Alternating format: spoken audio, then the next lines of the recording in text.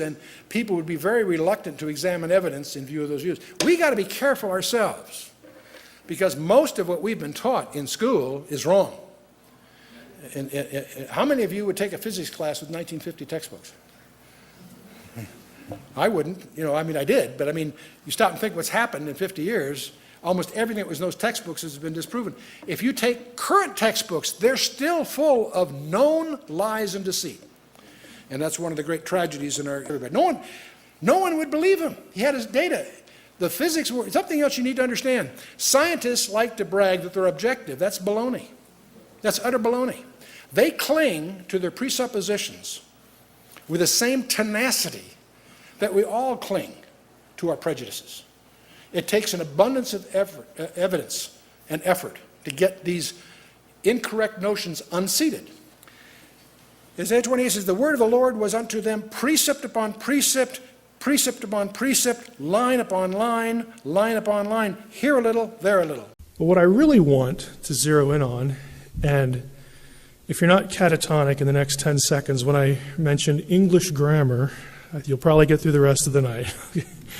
It's about grammar, and you can see it in English. Okay? Clause structure is the key to understanding why Genesis 1:1 through 3 can be taken a variety of ways. That's the key, and that's the thing nobody looks at unless you're a grammar geek, okay? Unless you're somebody who spends time doing, Hebrew things, working in the Hebrew text. Then you're confronted with it immediately. And in the beginning, God created the heaven and the earth. Period. Done. Verse 2. And the earth was without form and void, and darkness was upon the face of the deep, and the Spirit of God moved upon the face of the waters. And God said, let there be light, and there was light. And God saw the light that it was good, and God divided the light from the darkness. And God called the light day, and the darkness he called night. And the evening and the morning were day one. Your Bible may say the first day, but technically it's day one. It's unique that way. The others are all different. But in English Bibles, it just depends on the translation. A clause is, we kind of think of it as a sentence, a group of related words containing a subject and verb. Easy. We all know that. It may or may not express a complete thought. Okay, a clause can do either. A verb might be present, or it might be understood. And we've all, especially you homeschoolers who've had to teach your kids English grammar, you know about understood subjects and understood verbs, things that just aren't there in the text, but you kind of know because you know English that they belong there. Same thing happens in Hebrew. There are independent clauses, and these are clauses that contain a subject and a verb and express a complete thought. Okay, store that away in your mind. Independent clauses express a complete thought. They stand alone. They don't need anything else to express the complete thought. Example, Jim studied in his room for his chemistry exam. It's a complete thought. It's not giving you the impression that you're missing any information in order to completely understand it. Okay? It stands alone. It's complete. There are dependent clauses, though, that don't stand alone, don't stand by themselves. You have a subject and a verb, but you don't have a complete thought. If I add one word to what you just saw, when Jim studied in his room for his chemistry exam, what? It feels like there's something that is supposed to come afterward to complete the idea. Just by adding that one word, it has a sense of incompletion. It has a sense of lacking something else. That, okay, finish the idea. So you have two kinds of clauses. Complete contained idea and something else that depends on something else, some other part of what you're reading for you to get a complete idea. So we'll take this, we'll get into it little by little. Verse 2 is a verse that has generated library shelves of conjectures and speculations that we don't want to spend too much time on, but are worthy of at least a good look. And the verse says, "And the earth was without form and void, and darkness was upon the face of the deep." The first problem is this conjunction was, or excuse me, the verb was. And it turns out that's hayach. It actually, because of the word order that we have here, which is normally a conjunction, a verb, a subject, and object, the word order is changed to imply what's called the pluperfect form of that verb to be. And there are good, competent Hebrew experts that argue that this really should read, not only became, had become. So it's, and the same word is used in Genesis 19, verse 26, speaking of Lot's wife. When she turned and looked back, she became a pillar of salt. Same word. It's a transitive verb.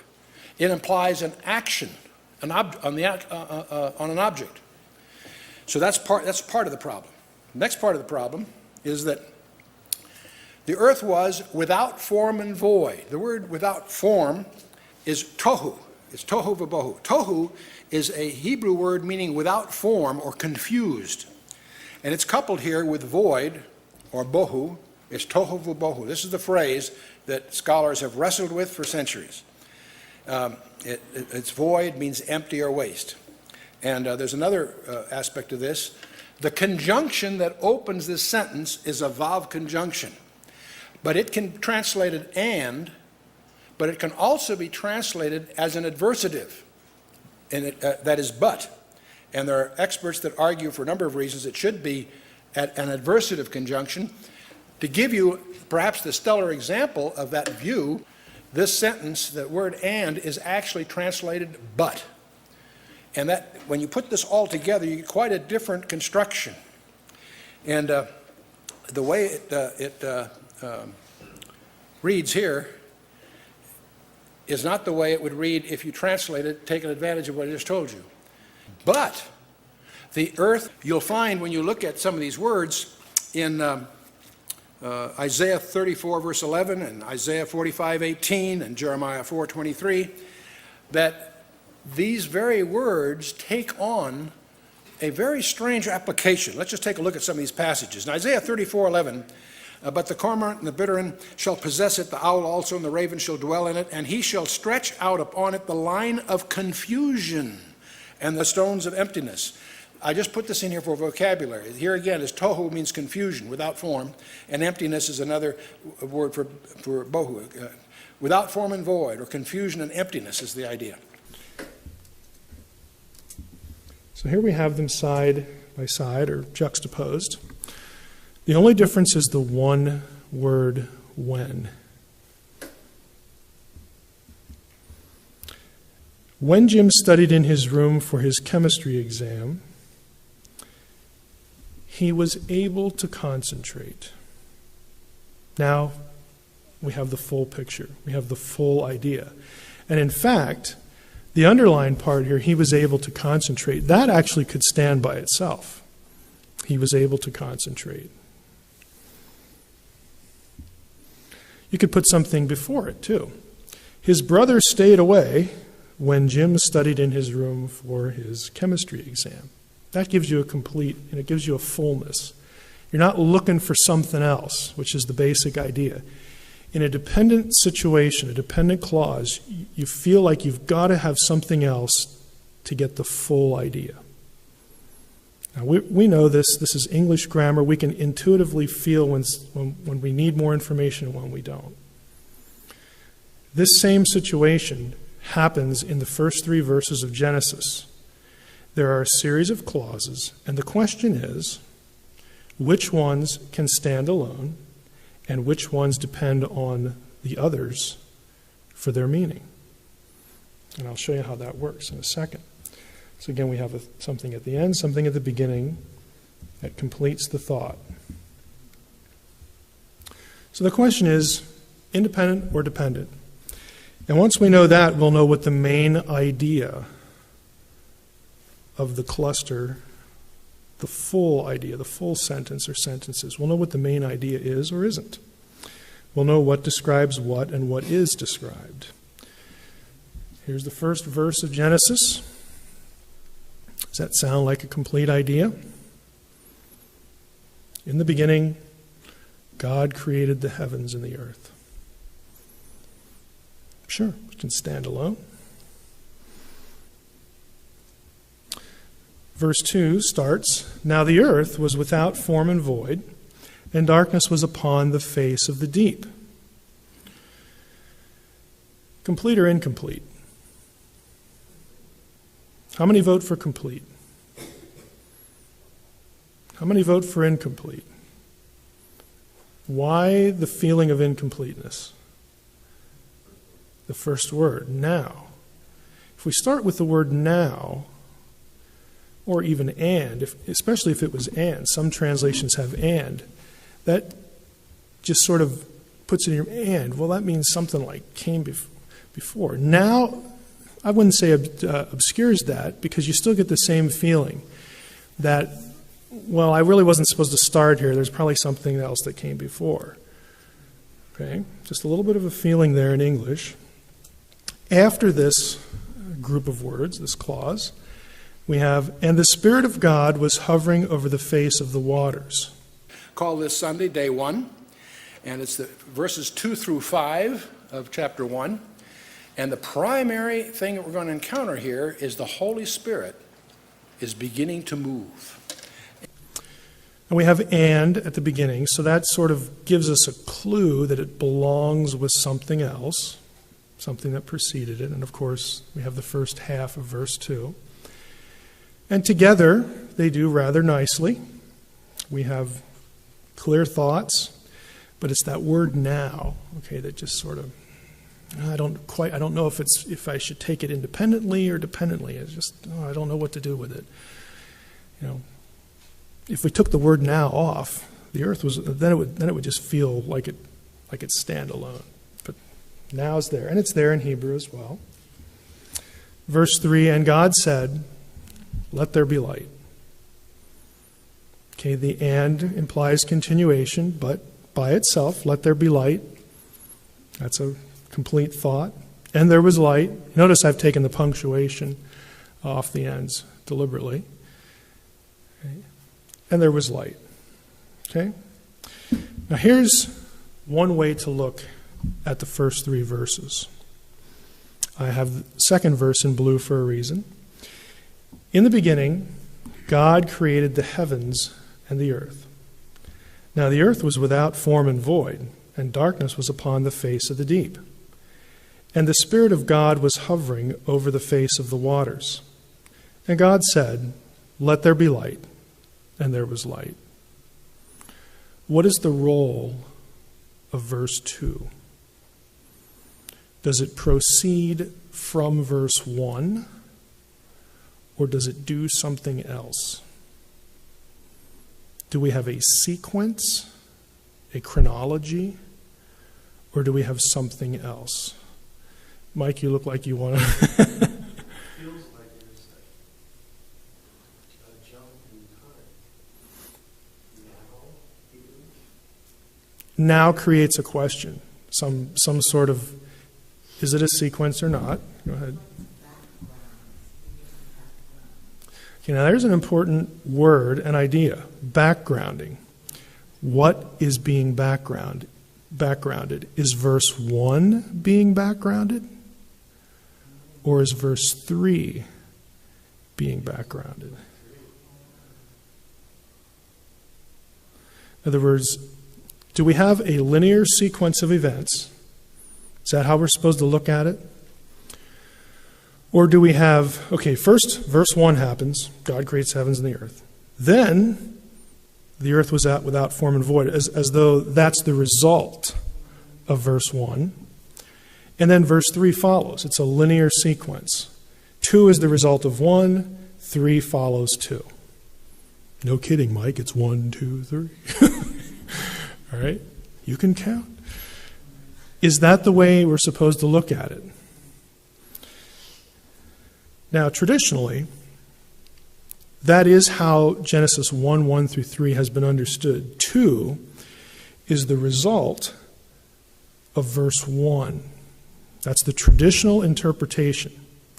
In the beginning, God created the heavens and the earth. That is viewed as the first creative act in the traditional way of interpreting it. God does something in verse 1. The result of that is the conditions we see in verse 2. The writer kind of lets us know what the result of God's creating in verse 1 was. And then he moves on to God getting down to business in verse 3. Okay, so God creates the heavens and the earth, and oh, by the way, when he did that, the earth was formless and empty, and all these conditions. And then God said, let there be light, and we get down to business. Okay, that's the traditional way of looking at it. Let me go back here a second. So we have independent clauses in verses 1 and 3, and dependent in 2, and the dependent is the result. That's the relationship. So here I have grayed out in the beginning, God created the heavens and the earth. That's the translation we're used to. But now let's play around a little bit. What if I translated it this way? When God began to create the heavens and the earth, you say, well, that's cheating. You can't do that. No, seriously, if you look in the Jewish Publication Society translation of Genesis 1:1, that's it. When God began to create the heavens and the earth. Now, is that a complete thought or an incomplete thought? That one's certainly incomplete because it's prepping something to follow. You're being prepped as a reader. So when you put the word when in front of it, you know that it's just leading to something. It's not an independent thought or act. It's leading to one that you haven't gotten to yet. God says a very strange thing. Let's read it. For thus saith the Lord that created the heavens, God himself that formed the earth and made it. He hath established it. He created it not in vain. He formed it to be inhabited. I am the Lord, and there is none else. There's that very word in this passage for vain, the same word tohu, without form, confused. He didn't create it confused. Yet we find it confused in verse 2, is the argument. Let's go on. Now let's put them side by side, or I'll get there eventually. We have in the beginning, God created the heavens and the earth. Again, that's the traditional translation that most of us are used to. The Hebrew consonants are as follows. Hebrew, of course, was not written with any vowels. I have added a vowel here in red. If I was a Hebrew scribe using the vowel system that was invented at around the 8th century AD, those are the only vowels we have, those little dots and squiggles that you see on a Hebrew text, the vowel system. If I wanted to be sure that my reader would understand I'm talking about the beginning, in the beginning, I would use that little mark that looks like a capital T. And it would be pronounced ba-reshit. That's called in Hebrew the definite article. Just like English definite article, the word for the. Okay, that's all it is. Now, if I wanted to opt for when God began, it would look this way. Be 2 dots underneath. And that means there is no definite article. It's just it's a vocal cue that we don't have a definite article here. That would be be-reshit. Which one do you think is in your Hebrew Bible? The Hebrew Bible that everybody uses now, that has come down to us from centuries ago. The Dead Sea Scrolls do not have vowels. Vowels only start again in the Middle Ages, late antiquity. Which one do you think we get in Hebrew texts that have vowels? The capital T, how many vote for capital T? We've got to vote for capital T. How many vote for the 2 dots? The indefinite one. We've got 4, 2 dots wins, 4-1. No, let me show you. Let me show you which one we have here. I'm going to go to Biblia Hebraica Stuttgartensia. This is the German Bible Society edition. It's Bereshit.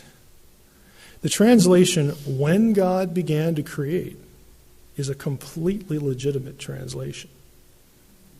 In fact, it more accurately reflects the Masoretic text, the traditional Hebrew text that we have. Now, you could just as well say, and trust me, some do, that, well, it didn't have vowels to begin with, so we should put ba, reshit, in there and be definite in the beginning, first creative act. Sure, you can say that. The only problem is you don't have a single manuscript that does have vowels that has that, like 0. And I bring that up because it's something to store away in your mind, because we're fond, as evangelicals, we're fond of saying things like, oh, those Hebrew scribes were so good at what they did. The Dead Sea Scrolls show that 99.9% accuracy in transmission and blah, blah, blah, blah, blah. Yeah, they do. Hebrew scribes didn't lose their brains in the Middle Ages. Okay, they're just as good then as they were at the time of Qumran. So it's cheating to just say, well, I like that other vowel better. And I can have that because it's not original. Yeah, you can. But there is no tradition that supports it. And that's what we have for the Hebrew Bible. We have scribal tradition for the way it's vocalized. So let's go back here. We got 2 possible translations. If we opt for the when translation, now look, I've changed the colors. Now we have dependent clauses. We don't have a series of independent ideas. We have 2 full verses of clauses that are leading up to something. And that something is verse 3, and that is the main idea. That's the independent thought. So here, just think about it. Read along with me or in your mind, and just think about how it sounds. When God began to create the heavens and the earth, now the earth was without form and void, and darkness was upon the face of the deep, and the Spirit of God was hovering over the face of the waters. Then God said, "Let there be light," and there was light. It really has a different feel. It sounds like everything in verses 1 and 2 are just prep.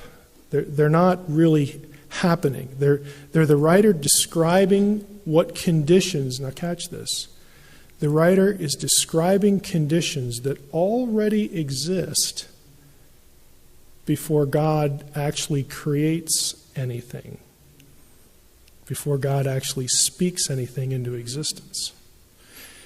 Jeremiah has a vision.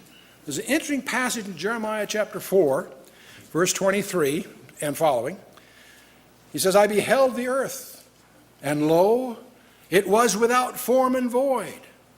There's that same phrase again, same words, tohu vabohu. Without form, confused. Void, empty, waste. In other words, you have a situation where verses 1 and 2 lead to verse 3, and they set it up. The first creative act, the first thing God does in Genesis 1 through 3, in this view, is not verse 1. It's verse 3. That's the very first thing that God speaks into existence. For lack of a better term, I couldn't think of anything that's very witty or alliterated. I put Hebrew syntax view, because this is strict Hebrew syntax. Syntax is sentence structure, sentence relationships. If you're going to just go by what the Hebrew says, like a zealot, strictly, obeying the rules of Hebrew grammar, that is what you get. And that's why some English Bibles have that. The new RSV, I wish I would have put this up, the new RSV kind of combines them. It says something like, in the beginning when God created. I mean, it merges them together. So it's like, hey, we can please everybody here. It's kind of an interesting, interesting tactic. But, translators have to, especially with this verse, they're sensitive because we have this verse, like verses like John 3:16. We got this one in our heads. And so to render it really differently, that might, bother some people. The JPS, Jewish Publication Society, didn't really care about that. What's the importance? Again, another way of looking at the information is that the traditional view has a chronological sequence. God's first creative act is in verse 1. He creates everything. Verse 2, that's the result. That's what we get. Verse 3, God says, okay, back to work. Let there be light. The other view says, well, let me tell you a story. When God began to create the heavens and the earth, and now when he got on the job site, the earth was already formless and empty. Darkness was over the face of the deep, and the Spirit of God was hovering over the waters. And then God said, time to get to work. Let there be light. It's a completely different feel. If you take the alternate view, it allows these assertions about what's happening in Genesis 1 through 3. Genesis 1:1 is not the absolute beginning. And Genesis 1 through 3 describes an ordering or a fashioning, doing something with matter that already existed. Now that, of course, raises what obvious question? Well, where'd that come from?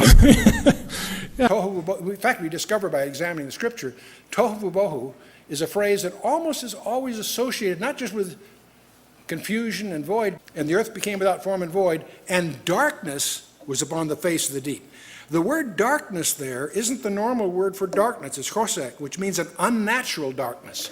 This was the darkness that we saw in Exodus 10 that was so thick they could cut it. It wasn't just absence of light. It was something else. It was a different kind of darkness. We ask that question why? Because we're moderns and we're thinking scientifically. We've got to account for that. I've got to account for that pre-existing matter. What do I do? What do I do? I got to ask that question because, scientifically we know that matter isn't just there. I mean, it's got to start from, that's what's going through our heads. Because we have both the benefit and the curse of modern scientific thinking. Okay. Different things are firing in our heads than, an ancient Israelite would have kind of given you a blank stare. And we'll talk about why he would give you a blank stare in the next couple of weeks. Let's go back to bara. Well, doesn't bara settle this? I mean, bara is in verse 1. And that has to mean creation out of nothing. So that solves it. That takes care of the ambiguity. End of story. Sit down, Mike. Okay, end of story. It's all settled with bara. Oh, if only it were that easy. If only it were that easy. Bara does not inherently mean creation from nothing. And I'm going to show you that if you insist on that, be prepared for a contradiction in your Bible between Genesis 1 and Genesis 2. Now, you may like contradictions in the Bible. Right? I'm willing almost to say that's not a sin. You may like that or not be troubled by it at all. I don't like contradictions in the Bible. Not only do I have theological problems with it, but my mind just doesn't like stuff like that. I've got to kind of settle it somewhere, somehow.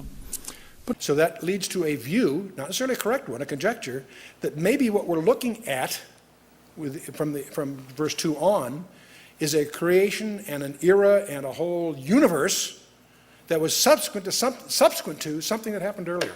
I can live with ambiguity. I just don't want contradiction. Ambiguity and contradiction are two entirely different things. Okay? Let me show you a few things. We'll go to We're going to work here. Genesis 1, 26 and 27. Right down here, I'm going to click on the word created. And I hope you can see the highlighting. You probably can't. But created, right here, is the word bara. You can see it in the right-hand pane. So we have God's, announces to his heavenly host. That's how I take Genesis 1:26. It says, I got a great idea. Let's make humankind in our image and in our likeness. So verse 27, God gets down to business and God baras humankind in his own image. Now here's a question. I want to say it's not a trick question, but it kind of is. Okay.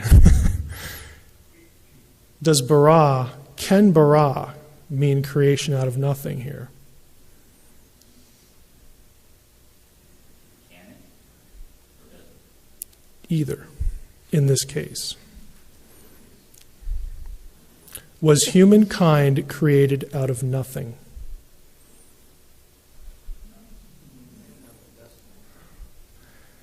That's correct. Genesis 2:7. Here, I'll answer the question.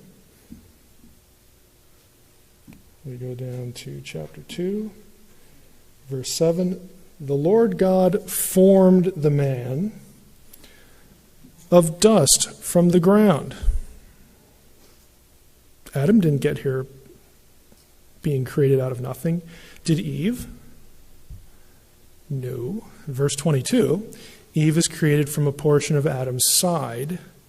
So in both cases, God is using material that was already there, dust, Adam's side, to create humankind.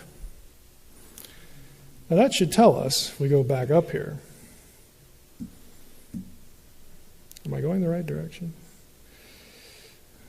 No, I'm not. Okay. Let's just scroll. Do it quickly. If we go back up to verse 27, God created man in his own image. Bara here cannot mean creation out of nothing. This is why I cautioned you. If you're going to insist that this word has to be understood as creation out of nothing, you got a real problem here. You've got two creation accounts that are diametrically opposed, and you can say, well, they might be from two sources, and I'm not hostile to two traditions that someone put together. I'm not hostile to that. What I am hostile to is you can't have it either way or both ways. You can't have one that says absolutely God didn't use anything to create humanity, and the other one says he did. Okay, that's clearly contradictory. The solution is very simple. Just admit that bara doesn't have to mean creation out of nothing. Now, it might somewhere. Okay, and of course, our minds go back to Genesis 1:1. Does it mean creation out of nothing there? Well, again, if you take the second view of the clauses, you would say it doesn't mean creation out of nothing there either, because God isn't creating in verse 1. That's set up to verse 3. And you don't have a contradiction there if you take that view, but you do have the idea that God doesn't start doing what he's doing until verse 3. The Spirit of God moved. The word is merafet, which means to hover above or flutter, brood, or vibrate. And by the way, it's the same word that's used elsewhere. 2 Peter chapter 1, verse 21, that men spake as they were moved by the Holy Spirit. Same word. One's in the Greek, one's in Hebrew, but the same thought is underlying all that. And okay. First direct quote of God, let there be light, and there was light. Now the other verse I had here is Exodus 20, verse 11.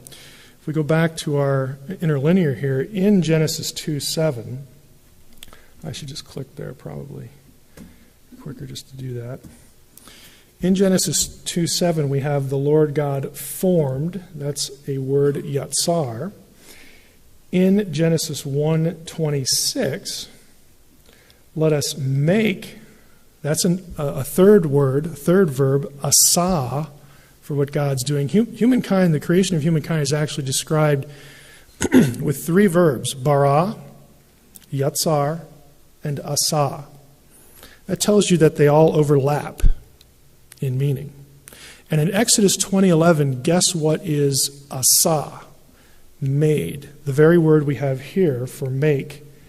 And we find out that humankind is made, is formed from pre-existing material. Guess what is made, not barad, in Exodus 20:11? The heavens and the earth. Okay, let's look it up. Let's go there real quickly. This is the Ten Commandments chapter. For in 6 days the Lord made, right here, asa. It's not bara. Now I look at this and say, well, that's interesting, big deal, because they're synonyms. It is a big deal if you want to say that bara has to mean a certain thing. Creation out of nothing. It doesn't, and so this issue doesn't solve anything. The meaning of bara does not get you anywhere when it comes to, well, which flow of the verses is correct? You know, is it the traditional view where God's first creative act is in verse 1, or is it this Hebrew syntax view where God's first creative act is in verse 3? Bara doesn't help you with that. Well, let's get back to the text at hand. God said, let there be light, and there was light, and God saw the light that it was good, and God divided the light from the darkness. God called the light day, the darkness he called night, and the evening and the morning were day one. How many have read that before? Has it ever bothered you that the evening and the morning were day one? I thought it was morning to evening. Well, you can pick, if you want to say evening to evening, that's 24-hour day, right? But even if I was going to use idiomatically a half a day as my idiom for the day, we have a tendency from morning to evening. A full day, morning to evening, right? This says from evening to morning. Because it does, the Jews have adopted the concept that the day starts at evening, at sundown. But that derives from this. They do that because that's what the text says. It implies it. And maybe some other reasons too, for all I know. But there's something else that occurs, we'll discover. Each day, day one, second day, third day, fourth day, fifth day, sixth day, evening and morning was day X, right? You get to the seventh day, right? Chapter 2 deals with the seventh day. Something very weird. There's no evening and morning. Did the seventh day have an evening and a morning? Is it possible that Erev and Boker, the two Hebrew words here, didn't mean evening and morning? Is there something else that's being communicated here? Let's examine this. Yom doesn't help you either. Now, the argument goes that Yom in Genesis 1 has to mean 24-hour days because it's grouped with a numeral. Any of you who have spent much time reading about Genesis are familiar with this argument. Yom by itself can mean an assortment of things. In fact, if you go back to Genesis, we just read it back in Genesis 2. Let's just go here. I'll type it in here. Okay. Let's go up a little bit. All right. These are the generations of the heavens and the earth when they were created. By the way, let's click on that. When they were barad, in the day the Lord God made asa. See, they overlap. In the day that God made the earth and the heavens. Like, did God do everything in one day? One 24-hour cycle? Well, no. In this case, Yom refers back to the previous 6 days. It's more than 24 hours. Now, you can go through the Old Testament and look for Yom till your mind is numb. And yes, I've done that. You can do that. Don't try this at home. And the evening and the morning were day one. That's the last verse of our little tour de force tonight. The word Erev, or first of all, evening, morning, were day one. Yom Echad. What does the word echad mean? That one's easy, one. Hear, O Israel, the Lord is one, is echad, one, singular. Yom is a problem. Nobody knows what yom means because it's used for 54 different words. However, out of 1,480 uses in the Bible, 1,181 of them, it means day, like you and I think of a day. When there's a number associated with it, it is always a literal, what we would call a 24-hour day. There are some cases where 67 of those cases called time or dete or forever, continually, age. In the context, it can be used as a synecdoche. It can be used as a rhetorical figure of speech. The word evening is erev. The word morning is bokar. Erev and boker were day one. Let's set aside our presuppositions of what erev and boker mean. The only barrier to truth, the only certain barrier to truth, is the presumption you already have it.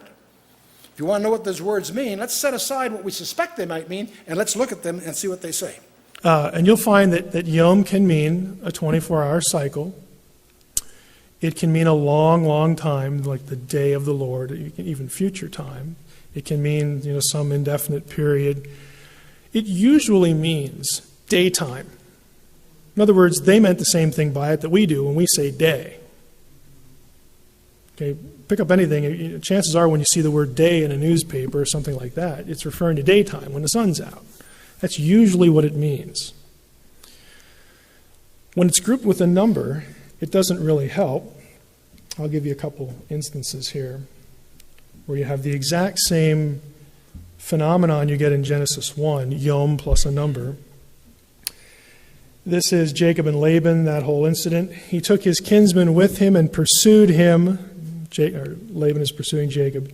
Pursued him for 7 days and followed close after him. Now, do you really want to press the point that Laban and his men traveled for 7 consecutive 24-hour cycles without stopping? That's absurd. They traveled 7 times when it was daytime, 7 days. Right? That's what you would do. You wouldn't ride during the night, and you certainly wouldn't try to go for 7 in a row. It's not like they're trying to get some record or something. It's not like the Great Chase or whatever that show is. Great Race. Here's another one. Jacob and Esau, when they finally get reunited, Jacob said to him, Esau says, hey, why don't you come over to my place? And Esau says that to Jacob. Jacob doesn't really want to do that. Jacob said to him, my Lord knows that the children are frail and that the nursing flocks and herds are a care to me. If they're driven hard for 1 day, all the flocks will die. Now, what's he saying?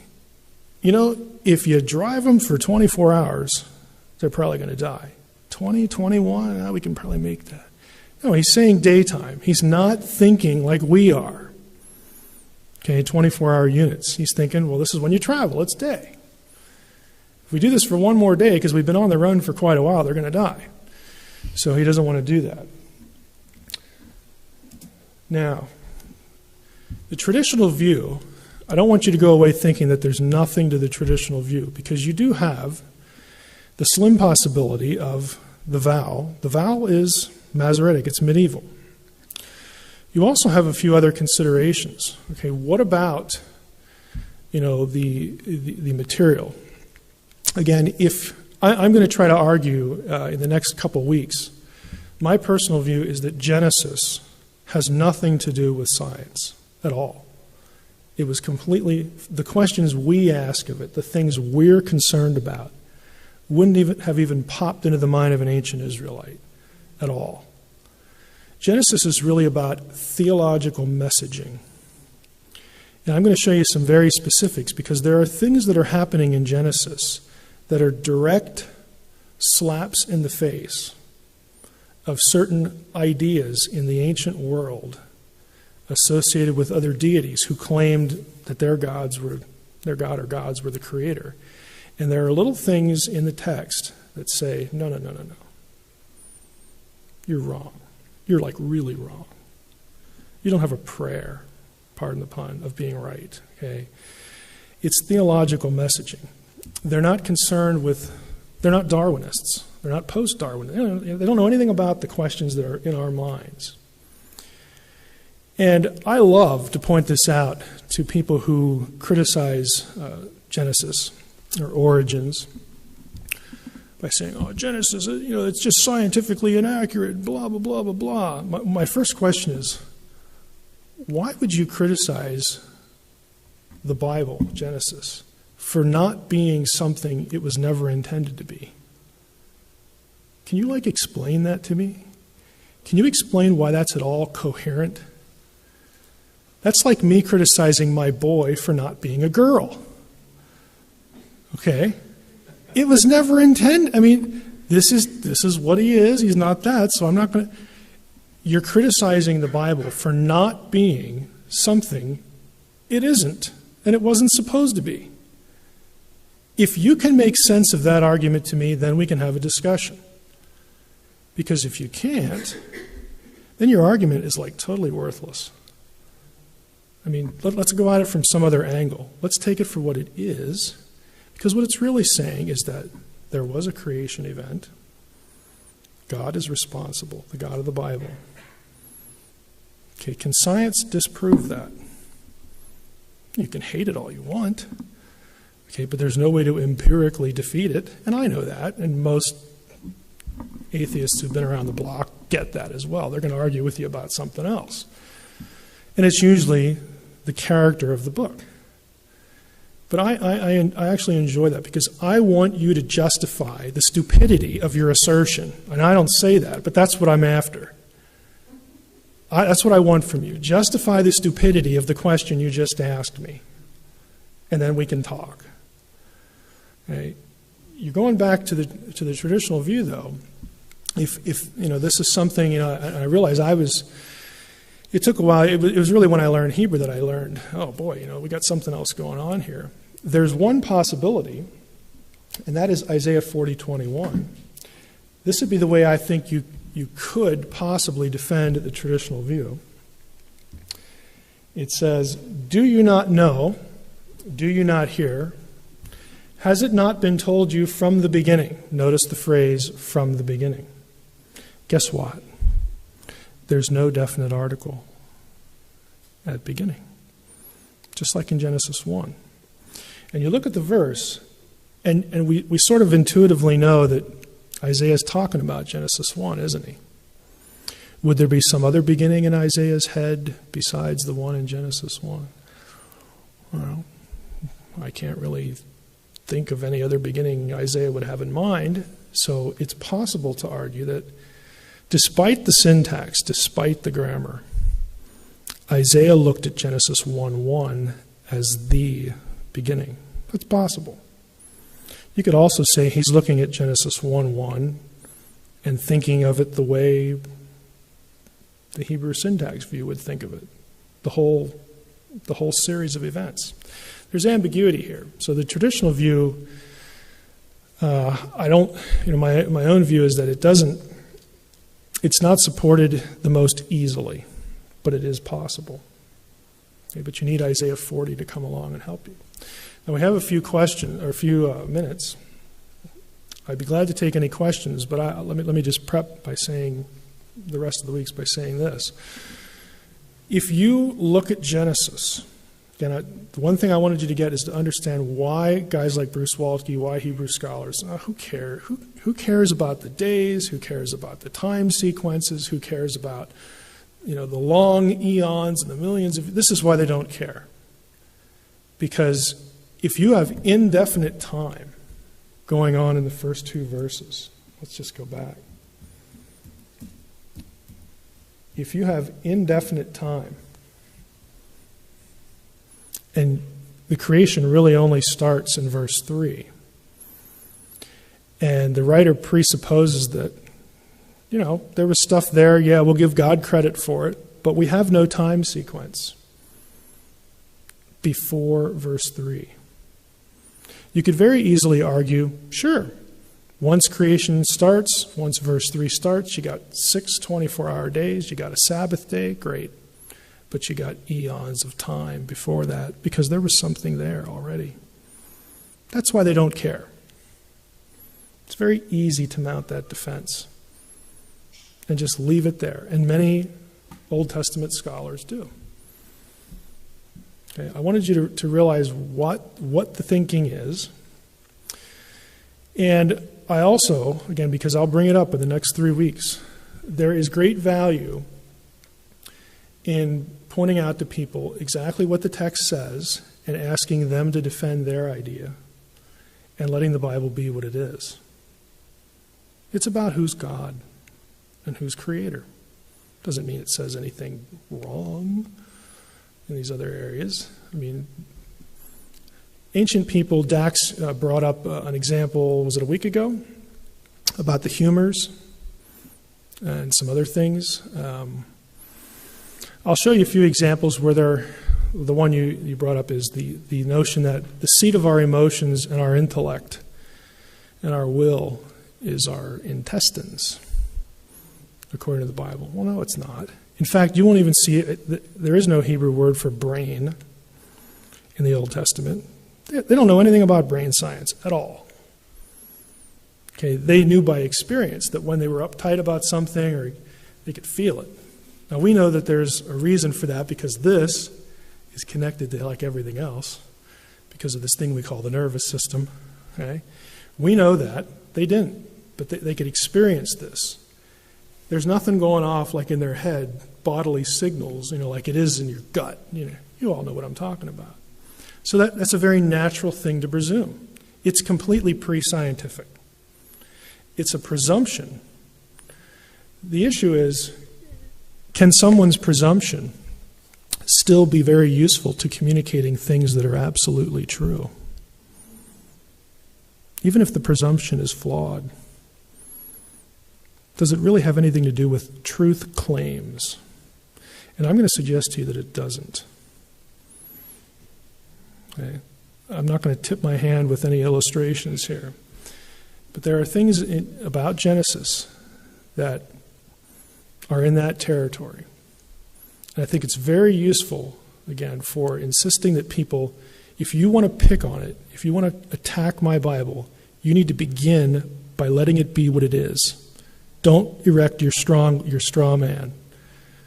Don't tell me what you think it is and then shoot at it when it's not.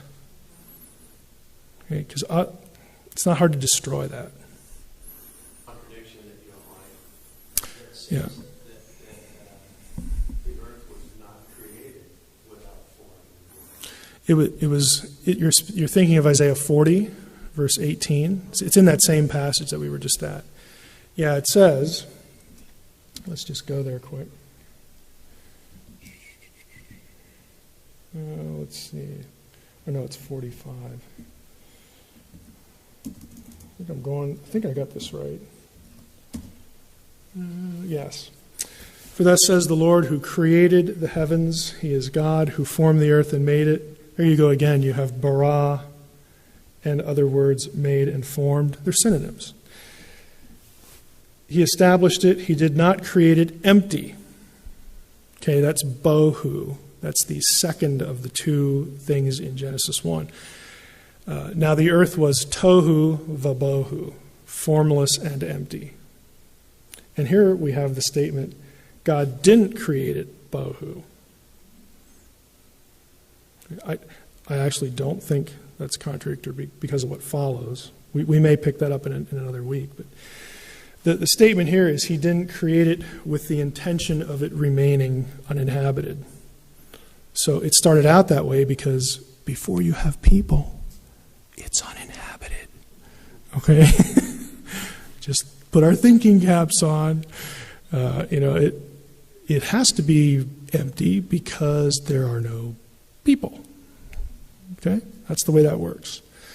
So I don't think there's a contradiction there at all, but that is often referred to. By the way, neither of these words are recorded during the seventh day, so that's a clue that they don't mean what we think they mean. Erev. The term comes from a root which means obscuration, also to mix, a mixture. A mathematician would say that means it speaks of mixing, increasing entropy. And see, when encroaching darkness begins to deny our ability to discern forms or shapes or identities, right, it becomes a synonym for twilight. That's a time of approaching darkness. So the word later becomes to mean evening, but its original root meaning may have been something more fundamental. Sunset, marking the duration of impurity. You know, it's interesting in Leviticus 15 that when a ceremonially unclean person became clean again was at the end of the day.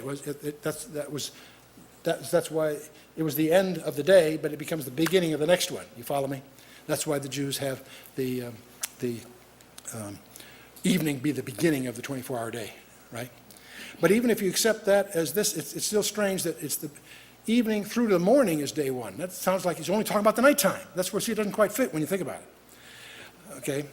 But this is the beginning of the Hebrew day today. What did it mean originally? We're going to see. The other term is boker. In the morning, boker tov, good morning. Right? Boker means becoming discernible, distinguishable, visible. It's the perception, the beginning perception of order. It's the relief of obscurity. A mathematician would call it decreasing entropy. It's accompanied with the attendant ability to begin to discern forms, shapes, distinct identities. The breaking forth of light, revealing. And because of that, it becomes a name for the dawn or the morning. By the way, in Isaiah 45, verse 7 says, I form the light and create darkness. I make peace and create evil. I, the Lord, do all these things. I create darkness. You know, it's interesting. I always thought darkness was the absence of light. No, God says, I form the light and I create darkness. He's not talking about just the absence of light. If I take disorder, the opposite of that is order. Do you understand what I mean? Say order and disorder, they're opposites, right? You understand the difference between noise and signal. Signal is what's desirable, noise is what's getting in the way. There's music and there's cacophony. I won't ask which kind our teenagers listen to. There's chaos and the cosmos. Those in the Greek are intentionally opposites. Chaos we understand. Cosmos is a term for order out of chaos, okay? And randomness and design. Do you see that each of these are opposites? You with me? Disorder, noise, cacophony, chaos, randomness are a description of what some people would call entropy. Think of it as synonym of randomness. That which is just there by accident, if you will. Order, signal, music, cosmos, design speaks of information. They are opposites. They are opposites. But the point is, it takes conscious, intelligent effort to create order. It doesn't happen by itself. Never, ever. It also means that somebody wound it all up. All the sources of energy had to be established by someone. It didn't just happen. That's entirely possible, and let me just explain why that sort of impulse is there. You see in Genesis 2:4, these are the generations of the heaven and earth. If you've read through Genesis, you know that phrase, these are the generations of, occurs like 25 times. I mean, it just occurs all over the place because Genesis is about beginnings. So you have the generations of this guy and that guy and this family and this thing. This phrase moves you through the whole book. It divides the book into generations. A phrase like that is missing in the minds of some for chapter 1. And so that's why some people take 1, verse 1, as like the title of the book. It gives them literary closure, literary patterning consistency. Grammatically, it's certainly possible. I don't think it's necessary, but it's possible to let that stand by itself. And then that's a title, and then verse 2 sets up verse 3. So that would be an alternative to the Hebrew syntax view. Title, describing conditions that exist before God gets to work in verse 3. You will see that. What kind of form is the poem? There are poetic sections in these chapters. Realize that when you talk about poetry with respect to English poetry rhymes in what? sound. Okay? Think of a song. Okay? The words sound the same. You strike these correspondences in sound. Hebrew poetry does not work like that. Hebrew poetry rhymes in thought. If you look at Psalms or Proverbs, there's line 1, line 2 either echoes it or contradicts it but says the same thing. Again, line 1 expresses a thought, line 2 expresses either that same thought in a different way. You have a lot of that going on in non-poetry sections like Genesis. Okay, it's not just Psalms and Proverbs.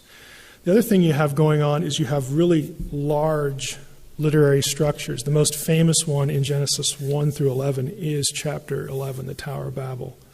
About exactly that for chapter 11. The whole chapter makes a series of points, and then there's a midpoint, and then everything beyond that echoes in order the 10 or 11 things that came before. That's deliberate. There's a lot of literary artistry that goes into it. And we should not take that and presume that that means that they didn't believe the content. See, a lot of people say, well, it's poetry. You can't really get theology out of poetry. Well, thank you for dismissing pretty much 90% of what we know about the ancient Near East and their literature, because that's all it is. I mean, they believe it. They're just expressing what they think in a certain way. It's not that because it's poetry, it isn't real to them. Oh, it's very real to them.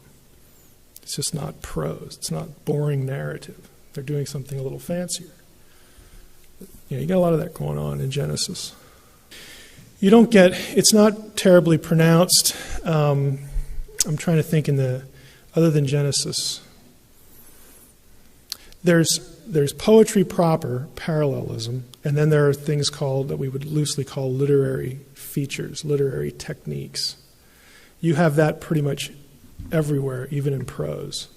The strict forms of parallelism are spotty, but you have deliberate structure to what's going on practically everywhere in the Hebrew Bible. It's it's literary art. It's not random. I used to tell my students who were sort of put out about, we would talk about editing of the Bible. Okay, the Bible bears lots of marks of editorial work. Okay, more than one hand. And that would freak people out until I gave them the holy stapler illustration. I do not believe in the holy stapler. You say, what's the holy stapler, Mike? Well, imagine yourself as one of the followers of the prophet Ezekiel, or Isaiah. Pick any prophet you like. And you're one of his followers. So what do you do every day? You get up, and if it's Ezekiel, the first thing you ask yourself is he going to do anything weird today? Is he going to wear clothes today or not? So if you're with somebody normal, you'd probably ask, is he going to go out and preach today?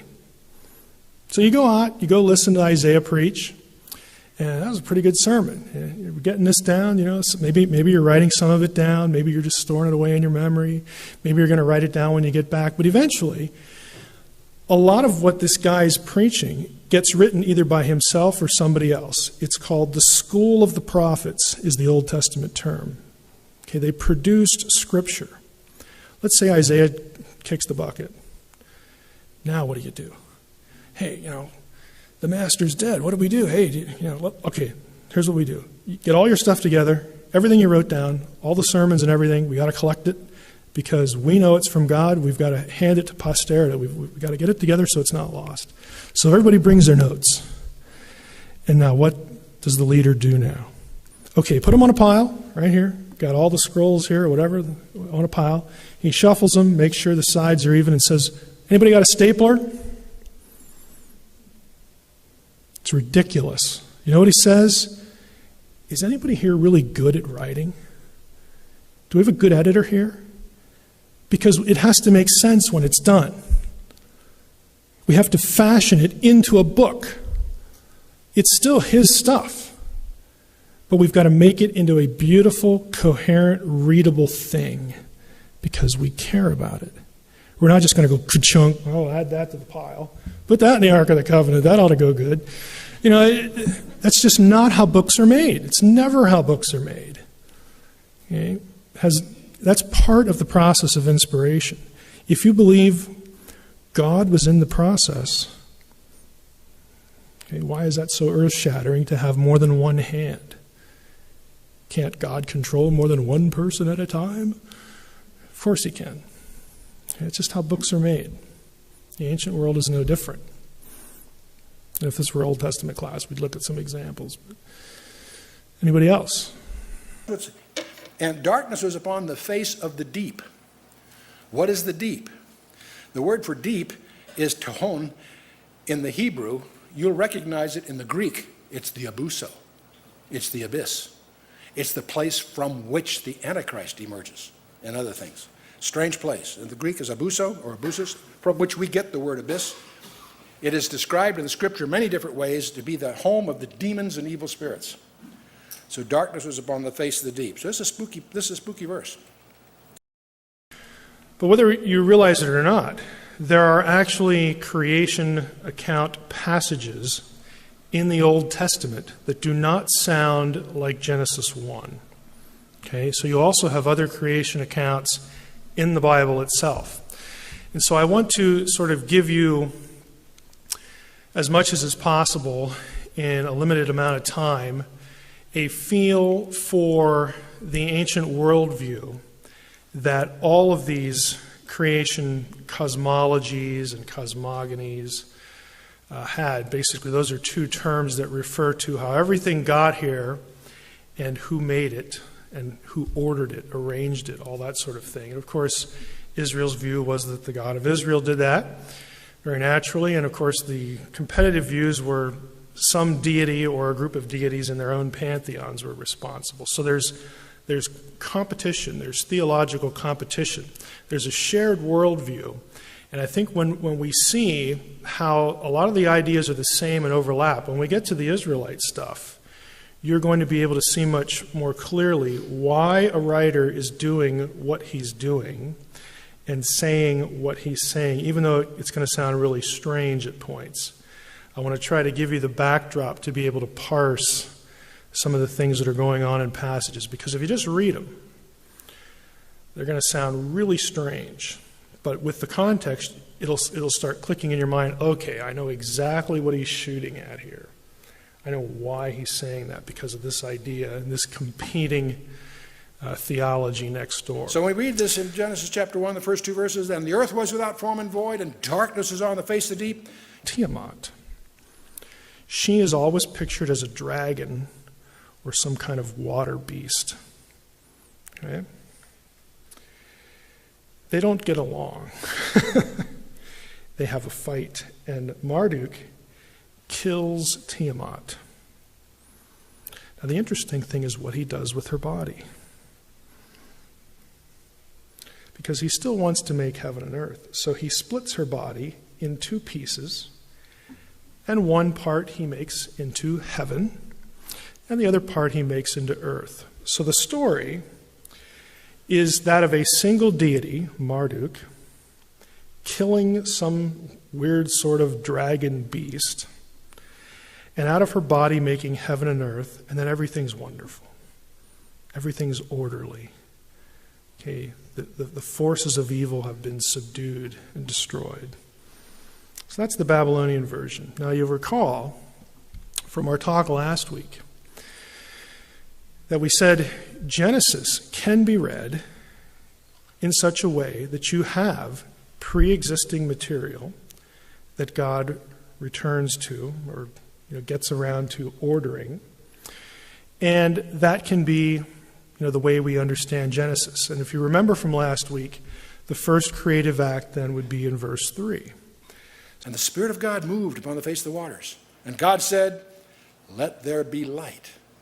And there was light. This is the first direct quote of God in the Bible. It also turns out that light itself, even in the very frontiers of the most advanced science today, it still poses astonishing discoveries and mysteries. So you could have the same sort of feel that in the Mesopotamian version, Marduk takes material, it's the body of Tiamat, he splits it, he severs it, he separates it. Keep the word separation in your mind. And out of the separation comes heaven and earth. And so he's using material that is available to him, and he brings about heaven and earth. So there's a loose conceptual parallel there. The problem is, how does this really relate to Genesis 1 through 3, other than the big concept? Because you look at it, where's the dragon? I'll give you a second to read it. Can you find the dragon? So when we read this in Genesis chapter 1, the first 2 verses, and the earth was without form and void, and darkness was on the face of the deep. Anybody who can find this dragon ought to win some kind of geek award, because you've been reading all the stuff that I typically read. Where's the dragon? Yes. Well, yeah, that's cheating. Is the dragon there or not? You say, well, how is the deep the dragon? Because the word deep in Hebrew is tehom, which is the Hebrew equivalent to Tiamat. Now, when Mesopotamian stuff was first deciphered in the late 19th century, Hebrew scholars, Semitic scholars who finally cracked cuneiform to translate it, they came across Tiamat in certain texts, creation texts, splitting the body. And they thought of the Genesis story because of the word and because God separates this from that. And, they're thinking, oh, there must be some relationship here. And here we have this word. That's kind of weird, And then you'd read further on in the flood story. Well, there was a flood story. There are several flood stories from Babylon. And people their imagination really started to run wild with this, where you were literally seeing a Babylonian piece of mythology behind Genesis everywhere. It was an overreaction. It became known as pan-Babylonianism. It means we just see Babylonian stuff everywhere in Genesis. But there was this link, okay? So they knew something was going on. Nowadays, people have backed away from this. Even the most rank liberal scholar would not say that Genesis comes from Mesopotamian material. That says too much, because there really is no battle. Yeah, we might have Tiamat there, but there's no battle. Tehom, everywhere else that occurs in the Hebrew Bible, is never used as though it was a person. It's never, in any kind of, creating anything context. There are other Old Testament creation accounts that do have God slaying a dragon. We're going to get to those tonight. But the word tehom is never in them. Okay? And so they thought, this was a wrong-headed idea. Something's going on here, but it's not this Mesopotamian stuff. It's sort of, it looks like it's there, but it's really not that good. This is more or less my observation on it. If you look at tehom, now let's just do a little theology here. Let's say that tehom does represent the forces of chaos. Everywhere else not everywhere else, but many, many places in the Old Testament, you get this idea of the raging sea as being synonymous with disorder and chaos. What if that is what's going on in Genesis? Well, Genesis has it already subdued. The forces of chaos are already subdued. You get this feel that the water's still and the Spirit of God's hovering over the water. And God says, let's get to work. God orders everything. He gets to the end and says, it's all good. It's all very good. But chaos is still there. In other words, God doesn't eliminate it. It's just under control. I don't want to rabbit trail on that too much, but we always wonder why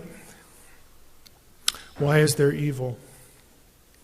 Why is there unpredictability in the world?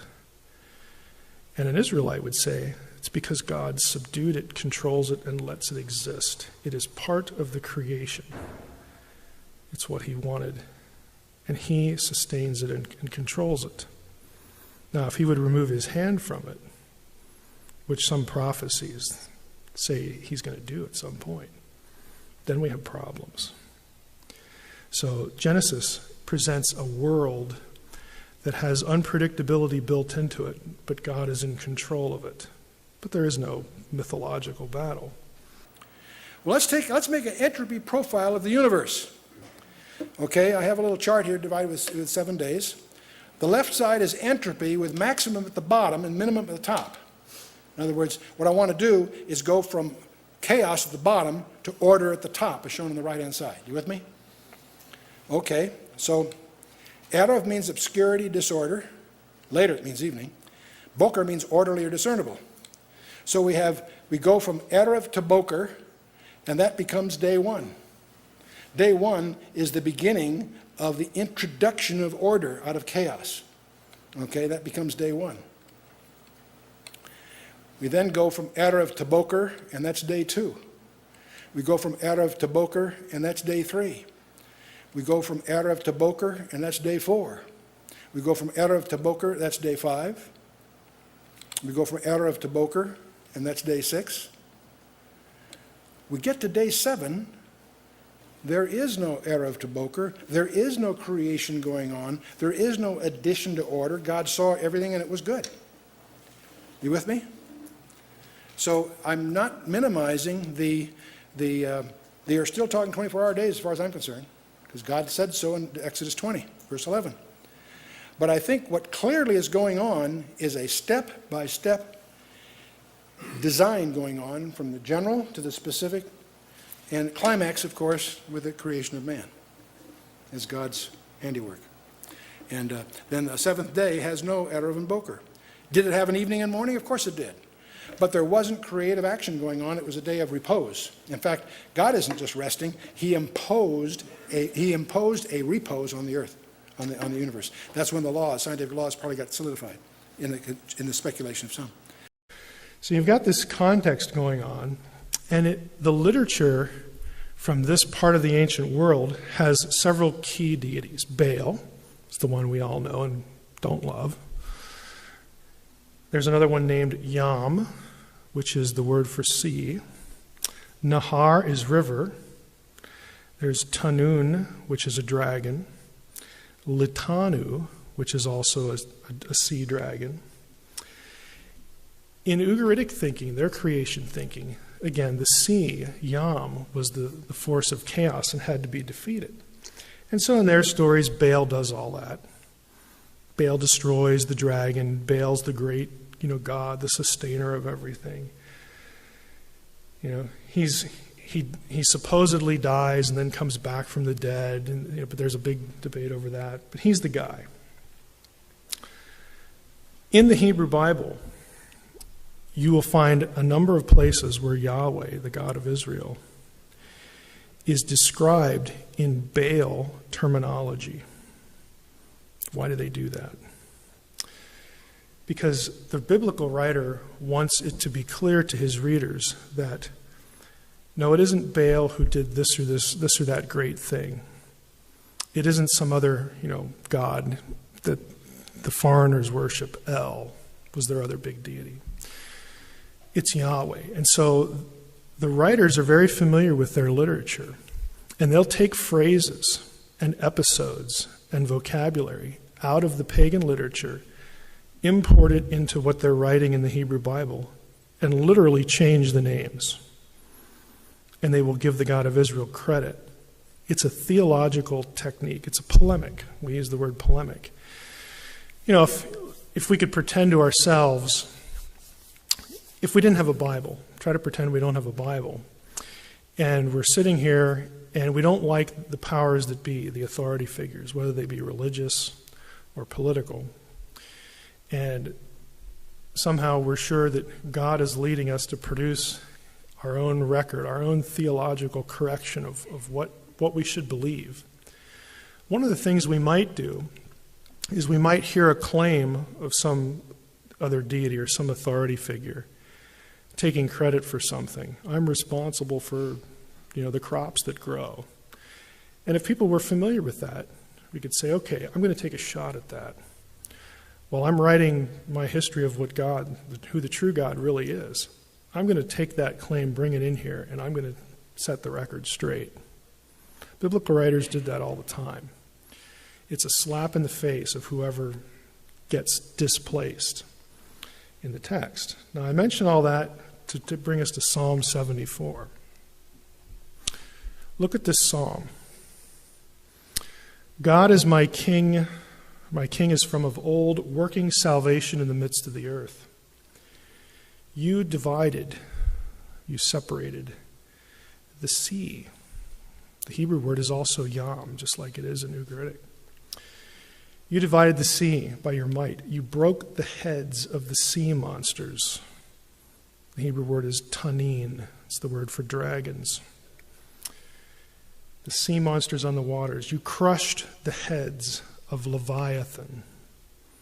Leviathan is the Hebrew spelling of litanu, which is what comes out of the Ugaritic material. You gave him as food for the creatures of the wilderness. You split open springs and brooks. You dried up the ever-flowing streams. Yours is the day, yours also the night. You have established the heavenly lights and the sun. When did that happen? At creation. You have fixed all the boundaries of the earth. Yep. You've made summer and winter.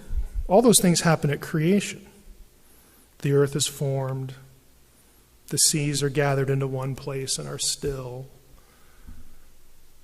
The boundaries of habitation are fixed. The seasons go into effect with the sun, moon, and stars. They're light holders. And Genesis 1 tells you they're for seasons and times and all this sort of stuff. This is a creation text. But it doesn't sound anything like, in some places, like Genesis 1. But it's communicating the same idea. Who brought everything into existence? Who brought order out of chaos? Who defeats chaos? Who defeats the forces of the natural elements that if left alone, they're just going to go nuts? Who does that? Is it Baal? No. It's yet God my king from of old. It's the God of Israel. This is a classic example of a creation text that looks on the surface different than Genesis 1, but is saying the same thing. It's got nothing to do with science unless you believe that scientific origins involve slaying a dragon. Okay, there are no mythological dragons. Okay, that isn't how the world came to be. A dragon dies somewhere in the sea. Okay, we know this. But to them, you have to realize that these characters in the story represent deities that are either good or evil. And they fight. There's combat. And the Mesopotamians say 1-1, Marduk won. And he thank goodness he won, because we have an orderly world now that we can experience and live in. The people of Ugarit would say, no, it's not Marduk. He's a flunky. It was Baal. Baal's the one that came out on top. He's the one that brings order out of chaos. And the Egyptians, it's somebody else. Depending on what city you lived in, it could be 3 or 4 different gods in Egypt. But for the Israelite, when the Israelite writes what we have in our Old Testament, in our creation accounts, he's not thinking, okay, how am I going to present a scientific account of how everything came to be? When I don't know science, nobody who's going to read it will know scientific language, but in the future they will. Isn't the point? His job, again, in the context of inspiration, his job is, we cannot let this bad theology go unaddressed. Okay? It's theological messaging. Now, I have an arrow here for the wilderness, pointing at the wilderness. Does that sound incongruous? Well, if it's the sea, how do you get the wilderness in the sea? Anybody notice that? The wilderness thing? It's because, let me just ask in the form of a question. Was there anything else that had to do with water that God acted upon that was perceived as an act of creation that wasn't the original creation. God, water. What was that? Come on. He said, what other place does water get split? The Red Sea. You will find other passages where this creation language is brought up in the description of the deliverance from Egypt. Because in the Israelite mind, that was just as dramatic. That was just as epic as creation. Because the gods of Egypt were defeated at the sea. Pharaoh is a god. Okay, is he not? They get through, and what does Miriam do? She sings, "O Yahweh, who among you is like the gods?" You have this long song, when you get through Exodus, the crossing. God defeats the forces of chaos again by delivering Israel from Egypt and destroying their gods. By showing, I'm the one that controls the fate of mankind, not these idiots in Egypt. Okay? These passages are just, pregnant with theology. I mean, they're to use the watery metaphor, they're spilling over with these little touch points. Why is it that up until Exodus, the God of Israel is not known as Yahweh? He's known as the God of the fathers. El Shaddai, El this, El that. Okay, God reveals his name at Sinai and says, I'm the God of your fathers. Yeah, that's me. But my name is I am. Which in Hebrew, when the first person speaker is speaking, is yeah. When you refer to that person, the pronunciation is Yahweh. And Yahweh, you know what it means? He who causes to be. It's from Hayah, the to be verb. Well, why would he say my name is the one who causes things to be?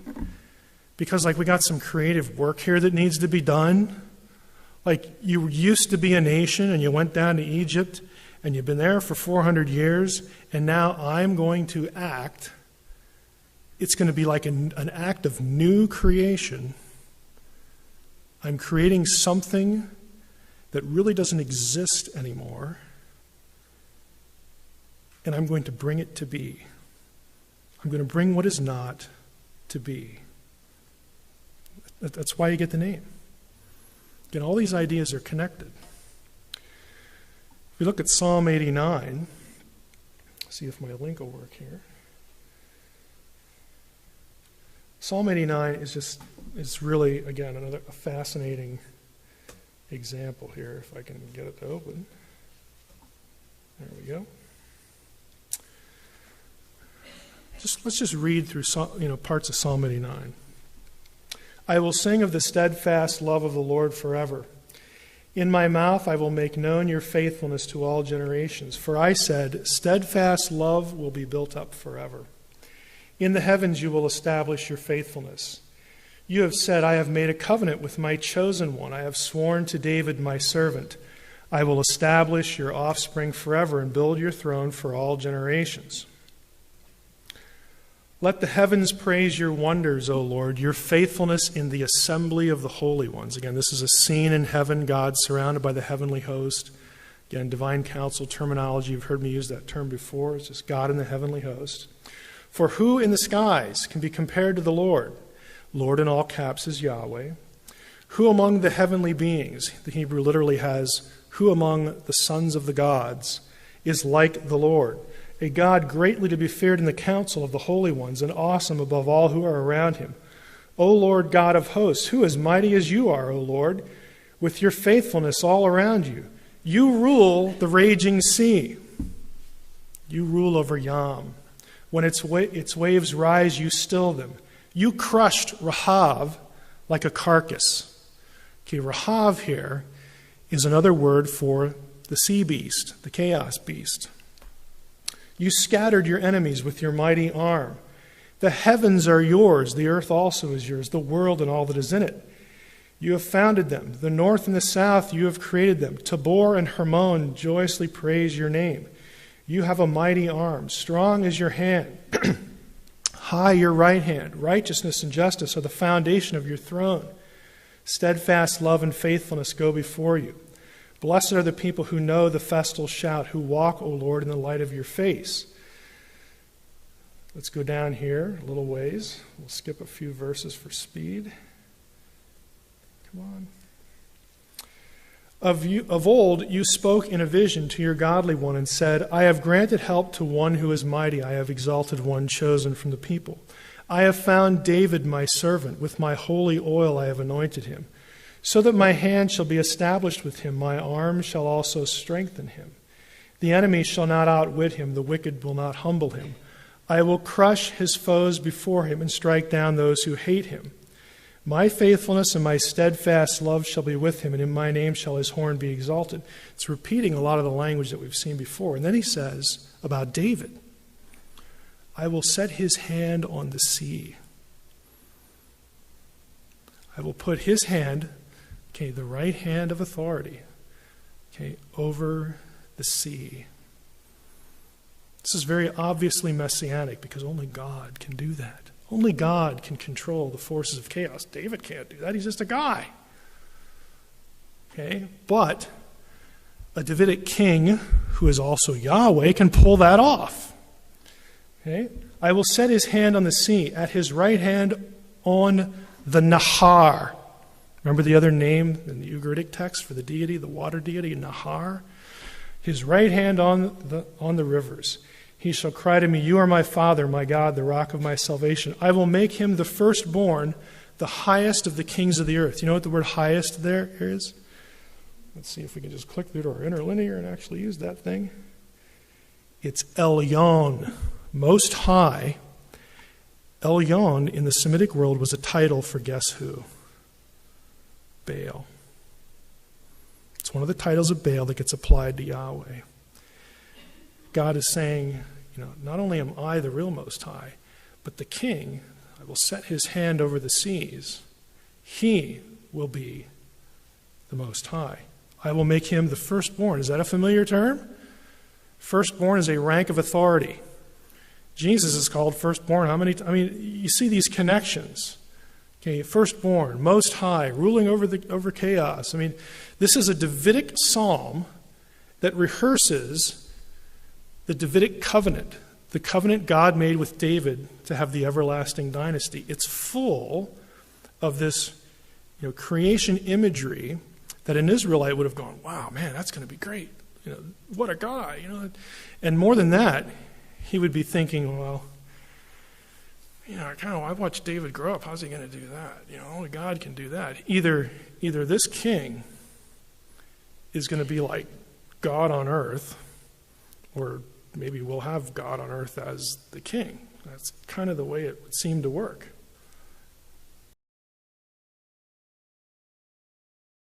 It's interesting that in James 1:17 says, every good gift and every perfect gift is from above, and cometh down from the Father of lights, with whom is no variableness nor shadow of turning. The word variableness is the word from which we get the word parallax, meaning he's at infinity. Just thought I'd throw that in for fun.